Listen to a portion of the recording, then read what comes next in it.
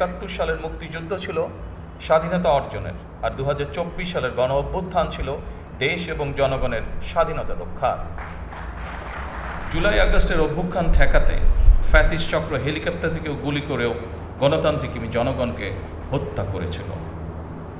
পরাজিত, পতিত, বিতাড়িত ফ্যাসিস্টদের এমন নৃশংসতা, এমন বর্বরতা সভ্য জগতে বিরল। স্মৃতি জাদুঘর আমাদের জনগণের সংগ্রাম, আত্মত্যাগ, বেদনা, সাহস ও গণতান্ত্রিক আকাঙ্ক্ষাকে জাতীয় স্মৃতিতে স্থায়ীভাবে ধারণ করার এক ঐতিহাসিক উদ্যোগ। বিসমিল্লাহির রহমানির রহিম। জুলাই গণ অভ্যুত্থান স্মৃতি জাদুঘরের উদ্বোধনী অনুষ্ঠানের সম্মানিত সভাপতি, মন্ত্রী পরিষদ সদস্যবৃন্দ, উপদেষ্টাবৃন্দ, অন্তর্বর্তীকালীন সরকার প্রধান ডক্টর মোহাম্মদ ইউনূস, জাতীয় সংসদের সদস্যবৃন্দ, members of the diplomatic core, July গণ অভ্যুত্থানের শহীদ পরিবারের সম্মানিত সদস্যবৃন্দ, আহত জুলাই যোদ্ধা এবং আন্দোলনে অংশগ্রহণকারী বীর জনতা এবং বিখ্যাত ফটোগ্রাফার জনাব শহীদুল আলম, বিভিন্ন রাজনৈতিক দলের উপস্থিত নেতৃবৃন্দ, শিক্ষাবিদ, গবেষক, লেখক, উপস্থিত শিল্পী এবং সংস্কৃতিবৃন্দ এবং উপস্থিত সকল আমন্ত্রিত অতিথিবৃন্দ, আসসালামু আলাইকুম।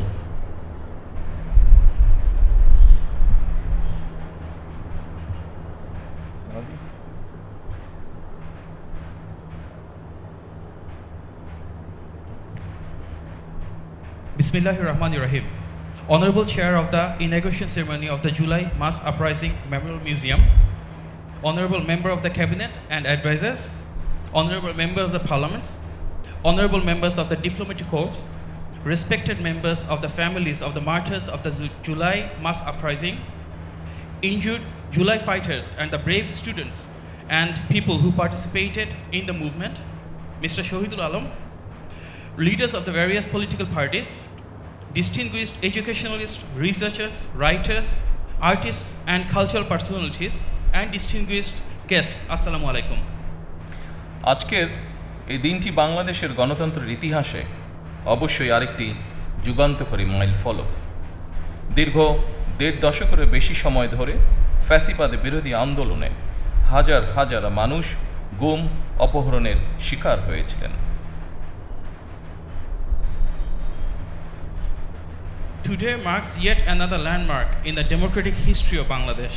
For more than 1.5 decades, thousands of people became victims of enforced disappearances, extrajudicial killings, and abductions during the movement against fascism.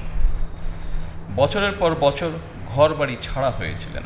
শুধুমাত্র জুলাই আগস্ট অভ্যুত্থানেই শহীদ হয়েছিলেন হাজারো ছাত্র, জনতা, নারী ও শিশু। আহত হয়েছিলেন কমপক্ষে 30,000 মানুষ। Millions of people endured repressions, persecution, and false cases, forcing them to remain away from their homes for years. During the July-August mass uprising alone, thousands of students, ordinary citizens, women, and children embraced martyrdom. At least 30,000 people were injured as well. I pay my deepest tribute to all the martyrs of the anti-fascist movement.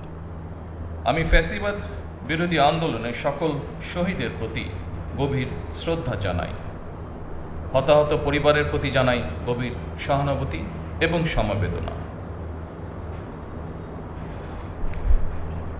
I also extend my profound sympathy and condolences to the families of the martyrs as well. উপস্থিতিবৃন্দ, July আগস্টের অভ্যুত্থান ঠেকাতে fascist চক্র helicopter থেকেও গুলি করেও গণতান্ত্রিক জনগণকে হত্যা করেছিল। পরাজিত, পতিত, বিতাড়িত ফ্যাসিস্টদের এমন নৃশংসতা, এমন বর্বরতা সভ্য জগতে বিরল। To suppress the July-August mass uprising, the fascist regime even opened fire from helicopters, killing democracy-loving citizens. Such brutality and barbarity by the defeated and ousted fascist forces are rare in the civilized world. ফ্যাসিবাদী শাসনামলে গুম, খুন, অপহরণকে স্বাভাবিক নিয়মে পরিণত করে ফেলা হয়েছিল।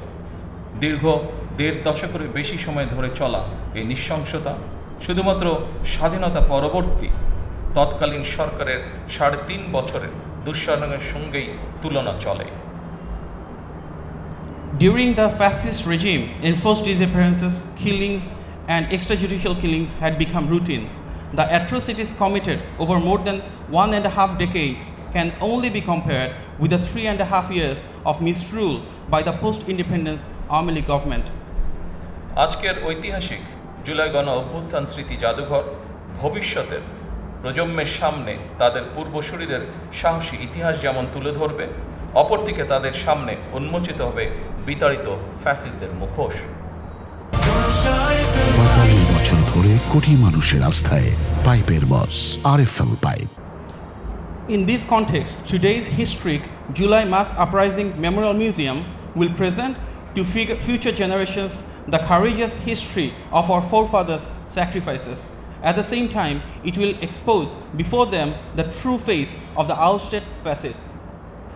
এই স্মৃতি জাদুঘর আমাদের জনগণের সংগ্রাম, আত্মত্যাগ, বেদনা, সাহস ও গণতান্ত্রিক আকাঙ্ক্ষাকে জাতীয় স্মৃতিতে স্থায়ীভাবে ধারণ করার এক ঐতিহাসিক উদ্যোগ।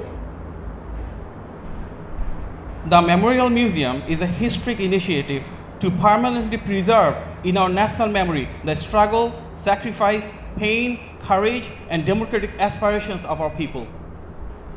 আমি আশা করি এই জাদুঘর শুধুমাত্র 2024 সালের নৃশংস ঘটনার স্মারক হবে না।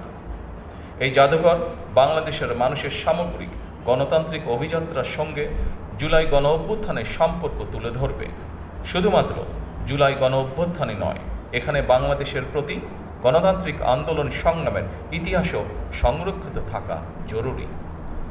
I hope this museum will not merely serve as a memorial to the tragic events of 2024.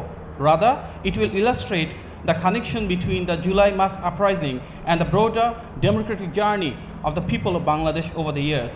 It is essential that this museum preserve not only the history of the July mass uprising, but also the history of every democratic movement and struggle in Bangladesh.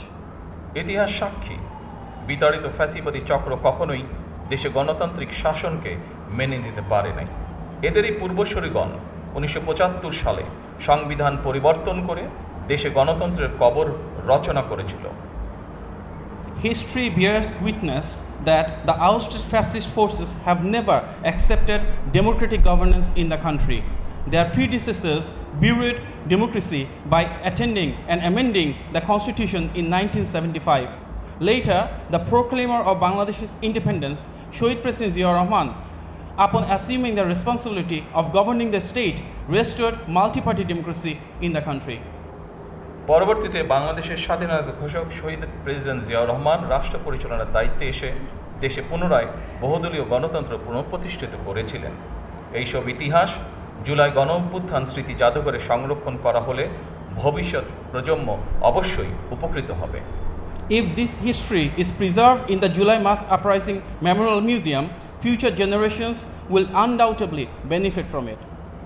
আমি আশা করি এই জাদুঘরে জুলাই আগস্টের রক্তক্ষয়ী গণ অভ্যুত্থানের শহীদদের পরিচয় ও জীবন কথা, আহতদের সাক্ষ্য, গণ অভ্যুত্থানে অংশগ্রহণকারী বীর ছাত্র জনতার প্রত্যক্ষ অভিজ্ঞতা, আলোকচিত্র, ভিডিও চিত্র, সংবাদ প্রতিবেদন, পোস্টার, দাওয়াল লিখন, গ্রাফিতি, কার্টুন, কবিতা, গান, নাটক, চিত্রকর্ম, ব্যক্তিগত স্মারক এবং ডিজিটাল উপাদান ও সংরক্ষিত থাকবে। I hope this museum will preserve the identities and life stories of the martyrs of the July-August mass uprising, the testaments of the injured, the first-hand experiences of the brave students and citizens who participated in the uprising, their photographs, video footages, news reports, posters, wall writings, graffiti, poems, songs, dramas, works of art, all the creative work, personal, memorial, and digital archives as well. যারা এই জাদুঘরে নিজেদের ব্যক্তিগত স্মারক, দলিল, আলোকচিত্র, শিল্পকর্ম জাদুঘরের জন্য প্রদান করেছেন, তাদেরকে আমি আন্তরিকভাবে ধন্যবাদ জানাই। I extend my sincere gratitude to all those who have donated their personal experiences, documents, photographs, and works of art to enrich this museum. উপস্থিত সুধীবৃন্দ, আমি বিশ্বাস করি অসম্পূর্ণ, অতিরঞ্জন বা উদ্দেশ্য প্রণোদিত বয়ান ইতিহাসকে শক্তিশালী করে না। Distinguished guests, I firmly believe that incomplete, distorted or motivated narratives do not strengthen history. বরং তা ইতিহাসের বিশ্বাসযোগ্যতাকে দুর্বল করে এবং ভবিষ্যৎ বিভেদের কারণ হয়ে দাঁড়ায়। Rather, they undermine its credibility and become a source of division for future generations.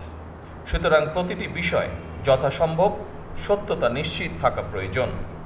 একই সঙ্গে জাদুঘরে রাখা বিষয়বলী সম্পর্কে বাংলার পাশাপাশি ইংরেজি এবং অন্যান্য ভাষাও উপস্থাপিত হলে বিশ্বের ভিনদেশী মানুষ, ভিন্নভাষী মানুষ বাংলাদেশের গণতান্ত্রিক সংগ্রামের ইতিহাস সম্পর্কে জানতে সুবিধা হবে। Therefore, every effort must be made to ensure the highest possible degree of historical accuracy. At the same time, if the exhibits and information displayed in this museum are presented not only in Bangla but also in English and other languages, people from around the world will be able to learn about the history of Bangladesh's true democratic struggle. উপস্থিত শহীদ পরিবারের শোকাহত সদস্যবৃন্দ, ফ্যাসিবাদ বিরোধী আন্দোলনে যারা হতাহত হয়েছেন, পর্যায়ক্রমে আইনের যথাযথ প্রক্রিয়া অনুসরণ করে সেই বিচার হবে স্বচ্ছ, নিরপেক্ষ এবং বিশ্বাসযোগ্য। সরকার মনে করে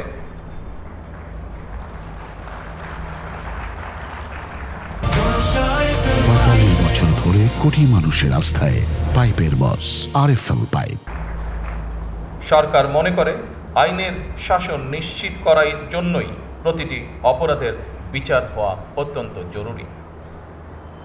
Distinguished members of beloved families of the martyrs, those who lost their lives in the anti-fascist movement will receive justice.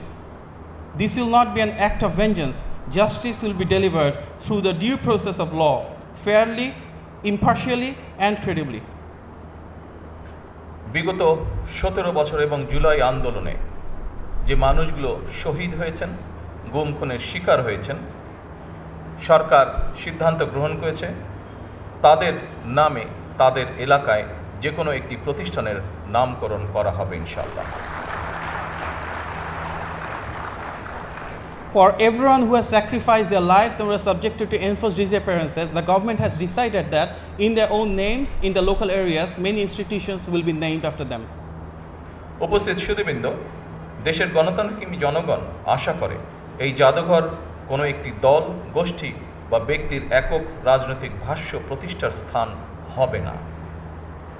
Distinguished guests, the democracy loving people of Bangladesh expect that this museum will not become a platform for establishing the exclusive political narrative of any single party, group or individual. কারণ 2024 সালের গণ অভ্যুত্থান কোনো একক ব্যক্তি, গোষ্ঠী কিংবা দলের নয়। এই অভ্যুত্থানের মহানায়ক বাংলাদেশের গণতান্ত্রিকামী জনগণ। Because the 2024 mass uprising did not belong to any one individual, group or political party. The true heroes of this uprising were the democracy-loving people of Bangladesh. আমি প্রায়শই একটি কথা বলি, 1971 সালের মুক্তিযুদ্ধ ছিল স্বাধীনতা অর্জনের, আর 2024 সালের গণ অভ্যুত্থান ছিল দেশ এবং জনগণের স্বাধীনতা রক্ষার। I often say that the liberation war of 1971 was fought to achieve independence, whereas the mass uprising of 2024 was fought to protect the independence of the country and its people. জনগণ যেমন মুক্তিযোদ্ধাদেরকে ভোলেননি, একইভাবে 2024 সালে দেশ এবং জনগণের স্বাধীনতা রক্ষায় শহীদদেরকেও জনগণ কখনোই ভুলবে না। Just as the people have never forgotten the freedom fighters of 1971, they will never forget all the martyrs who sacrificed their lives in 2024 to safeguard the freedom of our nation and our people. সম্মানিত উপস্থিতিবৃন্দ, জুলাই গণ অভ্যুত্থানে আহত জুলাই যোদ্ধাদেরকে সরকারি হাসপাতালে বিনামূল্যে চিকিৎসা সেবা প্রদান করা হচ্ছে। পাশাপাশি গুরুতর আহত জুলাই যোদ্ধাদেরকে যথা নিয়মে উন্নত চিকিৎসার জন্য থাইল্যান্ড, সিঙ্গাপুর, তুরস্ক, রাশিয়া সহ বিভিন্ন দেশে চিকিৎসা করানো হচ্ছে। Distinguished guests, The injured July fighters are receiving free medical treatment at government hospitals. In addition, those who sustained critical injuries are being sent for advanced medical treatment to countries including Thailand, Singapore, Turkey and Russia. বর্তমানে 50 জন জুলাই যোদ্ধা বিদেশে চিকিৎসাধীন রয়েছেন। গেজেটভুক্ত জুলাই যোদ্ধাদের মধ্যে 13,000-এরও বেশি জুলাই যোদ্ধাকে তাদের নিজস্ব ব্যাংক অ্যাকাউন্টে শ্রেণীভিত্তিক মাসিক সম্মানী ভাতা প্রদান করা হচ্ছে। At present, 50 July fighters are undergoing treatment abroad. Among the officially gazetted July fighters, more than 13,000 are receiving monthly honorarium according to their respective categories directly into their own bank accounts. ফ্যাসিবাদের বিরোধী আন্দোলনে হতাহতদের রাষ্ট্রীয় উদ্যোগে সহায়তা করার ব্যাপারে বর্তমান সরকার অত্যন্ত আন্তরিক। The present government remains deeply committed to extending state support to those who suffered in the anti-fascist movement. আর্থিক সহায়তার পাশাপাশি বর্তমান সরকার শহীদদের কাঙ্ক্ষিত বাংলাদেশ প্রতিষ্ঠার কাজও শুরু করেছে। এরই অংশ হিসেবে দেশ পুনর্গঠনের লক্ষ্যে 31 দফা নির্বাচনী ইশতেহারের পাশাপাশি জাতীয় সংসদের সাউথ প্লাজায় স্বাক্ষরিত জুলাই সনদ পর্যায়ক্রমে বাস্তবায়ন কার্যক্রম শুরু হয়েছে। Alongside providing financial assistance, the present government has also begun the work of building the Bangladesh envisioned by our martyrs. As part of the national reconstruction effort, implementation has commenced in phases of both the 31-point election manifesto and the July Charter, which was signed at the South Plaza of the National Parliament. একই সঙ্গে গণভোটের আকাঙ্ক্ষা বাস্তবায়নের লক্ষ্যে জাতীয় সংসদে গঠিত সংবিধান সংশোধন সম্পর্কিত বিশেষ কমিটিও কাজ শুরু করেছে। At the same time, the Special Committee on Constitutional Amendment formed in the National Parliament has also begun its work to fulfill the aspirations of the people. দেশ পুনর্গঠনের মাধ্যমে একটি স্বনির্ভর, সমৃদ্ধ, নিরাপদ গণতান্ত্রিক বাংলাদেশ প্রতিষ্ঠার মাধ্যমে আমরা শহীদদের কাঙ্ক্ষিত বাংলাদেশ গড়তে চাই ইনশাআল্লাহ। Through national reconstructions, we will inshallah build a self-reliant, progressive, prosperous, secure and democratic Bangladesh, the Bangladesh for which the martyrs laid down their lives. উপস্থিত সুধীবৃন্দ, আমি আজ এই অনুষ্ঠানে একটি বিষয় জনগণের দৃষ্টি আকর্ষণ করতে চাই। Distinguished guests, today I would like to draw the attention of the people to one important issue. ফ্যাসিবাদ মুক্ত বাংলাদেশে কেউ কেউ অহেতুক ইস্যু তৈরি করে দেশে অস্থিরতা সৃষ্টির অপচেষ্টা শুরু করেছে। এসব পরিস্থিতি তৈরি করে তারা নিজেদের অজান্তেই পতিত পরাজিত পলাতক স্বৈরাচারের পুনরুত্থানের পথ সুগম করছে কিনা সেটি মনে হয় ভেবে দেখা প্রয়োজন আমাদের। In our Bangladesh now free from fascism, some are attempting to manufacture unnecessary issues and create instability in the country.